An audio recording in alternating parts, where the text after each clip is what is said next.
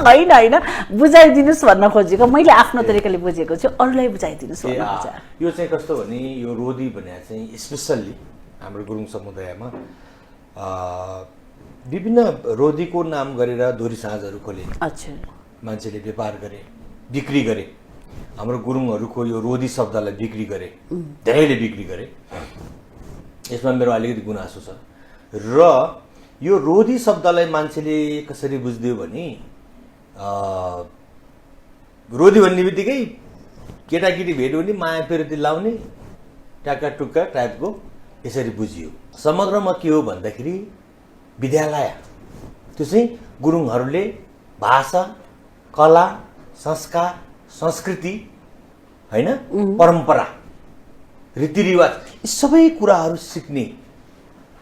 थलोलाई चाहिँ यसलाई रोदी भनिन्छ वास्तवमा चाहिँ यो हो तर अब बाहिर चाहिँ अन्य जातिले र कतिपय गुरुङहरूले पनि रोदी भन्ने बित्तिकै चाहिँ नि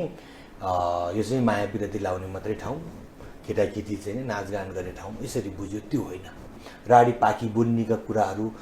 संस्कार सांस्कृतिक कुराहरू हजुरको यो ड्रेसले नै बताइरहेछ अलिअलि त हैन छोरी चेलीले गर्नुपर्ने गृह कार्यहरू माइतीमा हुँदाखेरि माइतीबाट बिहे गरेर चाहिँ अर्को घरमा जाँदाखेरि हैन